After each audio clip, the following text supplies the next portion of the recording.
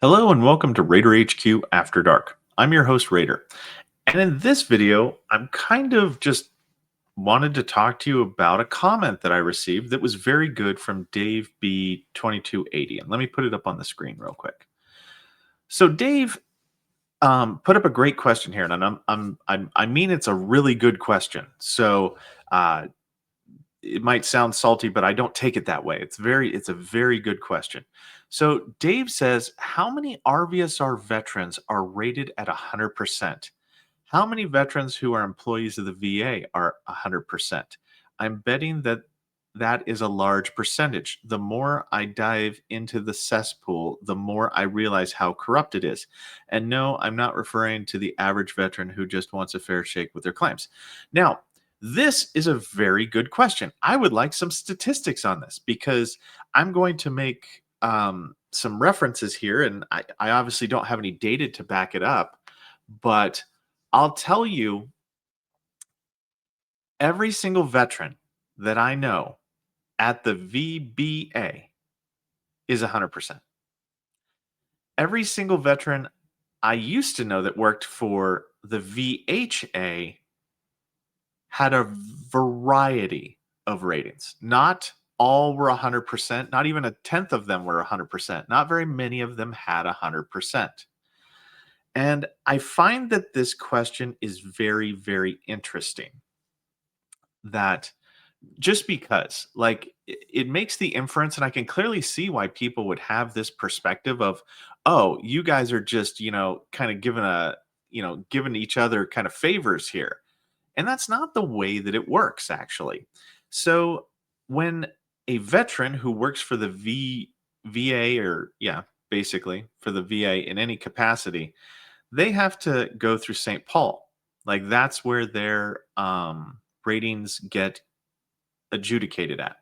And St. Paul, I've never worked there, but from what I was told, they have a special process to make sure that there's no hanky panky going on with any of the rating decisions.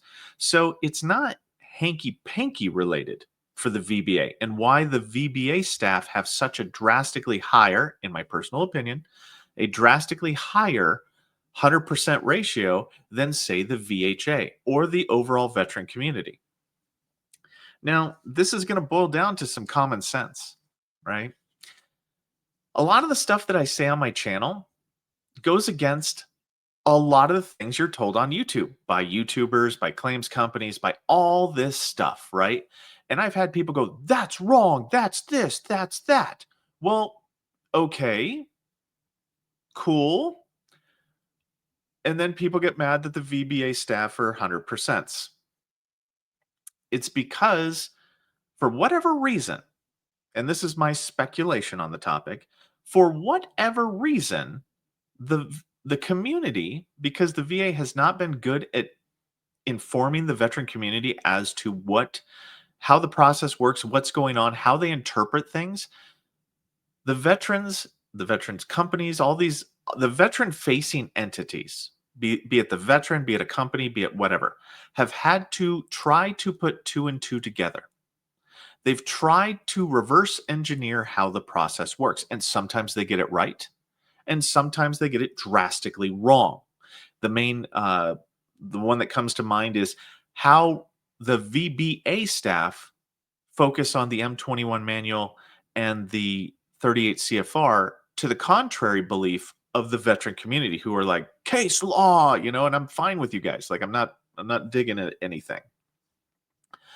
But this is a very interesting topic that I just wanted to kind of put out there in kind of a podcasty kind of way, that it's we know what is going on. We know how things are rated. We know whether or not, like, there's no way for that to get rated. So I'm not going to even try. Secondary. Could this be secondary? Yes, it could. It will still all be in the hands of the doctors. That's another facet that many people seem to misunderstand, is that, well, you guys are just glad handing each other, and just doing all this stuff. Well, how do we glad hand the doctors? How do we specifically, the doctors don't know that we're staff members whenever the St. Paul VSR puts in the exam request. There's nothing that flags us as staff members. We get treated the exact same. However, the success is that we know how to organize our evidence. We know how we know how to name our contentions, our disabilities, so that way we can infer additional things. Sorry, and the dogs went a little sideways there. But we know how to name our conditions to where, like, when you name your disability, you can the name of that disability will be what the examiner sees. So if you actually invoke what theory you're trying to apply, it can help increase the likelihood of the success that that actual theory for service connection gets reviewed by the examiner, because the examiner will go, wait a minute, he says he wants 38 CFR 3.317 to be reviewed. I didn't get that. Hey, VA, could you put in a request order? Could you change the exam request and include this, because it looks like the veteran wants that. Like, we know all of the tips, and I'm sharing the tips with you guys. I have been sharing the tips on, some of the things that if it were my claim and I was submitting it, this is how I would submit it.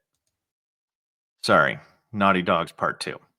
So, and that's what I've been sharing with you guys. But there's this huge disconnect between the community and the veteran facing entities that are on the veteran side of the fence, to include advocates like the VFW and the VSO. Like, nobody has been talking about the long form narrative. I always ask for one because I know that that's important. And I'm also, whenever I put in stuff, I say, "Hey, QRT, can you make sure that this is done?" And I'm kind of manipulating the rater into going, "Hey, look, I'm already calling you out. You better do this, because if not, I'm going to have QRT review it. And that's going to be the first thing they pick up on, and you're going to get an error." I'm trying to invoke the fear that is ingrained in every single VSR and every single rater and every single authorizer. Oh my gosh, they're so bad. And I'm back. So that's the third time that they've interrupted me, because they don't obviously want me to talk to you guys about this. But so I've completely lost my train of thought. So the fact of the matter is, it is not a cesspool. The fact of the matter is, it just has to do with, you've got subject matter experts that know how claims are processed, what the right words are to use. And is it unfair? I think so.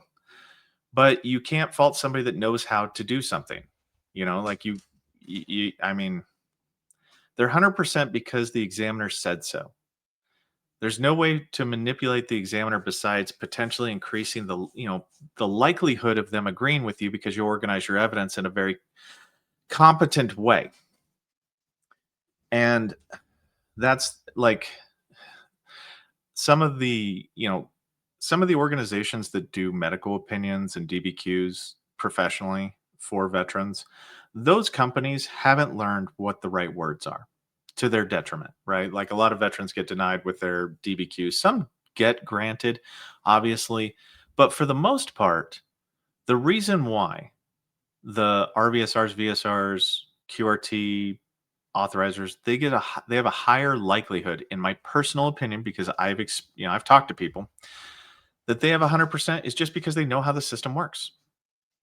And it does weird me out that the YouTube community, for the most part, a large swath of them have no clue what they're talking about. A large swath of the YouTube community use correlation as causation, or causality. And that's not how it works. It's like, well, I was granted for this because I did this right here. No, that's not true. You were granted because of this other thing over here. Like, that's the level of forensic, like, dissection that the raiders can do. They can figure out what it takes in order to get across that finish line, and not assume. So I did want to just talk about this, because I think it's a very valid point. With a lot of the frustration towards the process, a lot of the frustration from, like, the Washington Post and Lieutenant Dan and fraud and all this other stuff. The next thing that I can see is, well, these guys are doing insider trading. They're helping each other out. No, we just know how the system works. Honest to God, that's why a lot of people are 100%. The evidence doesn't change. Like, that's the funny story that I gave, is that I had the exact same evidence before I started working at the VBA that I did with my first claim. But after I became a rater and I figured it out, I looked back at my old claims and go, "Oh my gosh, I did this so wrong." And so I tweaked it. Didn't add any new evidence, mind you, other than just like some treatment evidence that doesn't prove anything, but it was enough to get my claim in the door. Then I was able to organize my evidence in such a way that it met the actual thresholds and criteria as the M21 dictates, as the 38 CFR dictates. And that's how, in my personal life, I was able to get my rating higher to whatever, to where it should be actually, because the symptoms match, you know, objectively match what it takes to be what I am. So, I mean, I wanted to address it. I wanted to talk about it. I don't want to spend too much more time on here. A lot of people are going to disagree with this, but I think that everyone should have the same opportunities as the rater and the VSR and the QRT and the authorizer. Everyone should have the same opportunities. That's the part of this. That's why this question is so good, is because not everyone has the same information. Yes, you do have access to the 38 CFR, and yes, you do have access to the M21 manual, but you don't have access to how it's interpreted.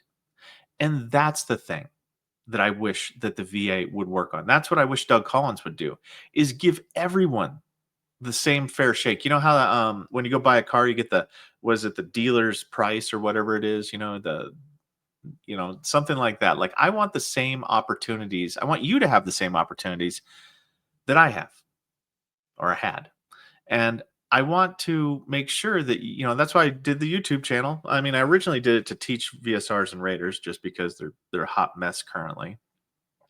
But when I transitioned it into helping the veteran community specifically, then that's what I wanted to do is I wanted to share how the sausage is made, right? It's in my original video because you guys do not get that exposure. You don't get that interpretation very often. A couple of times, a few YouTubers, you might get some of it, right? But you don't get it all the time. And you get the weirdest things shoved down your throat like it's true. The weirdest things like AI and whatnot, or what's one that's always wrong?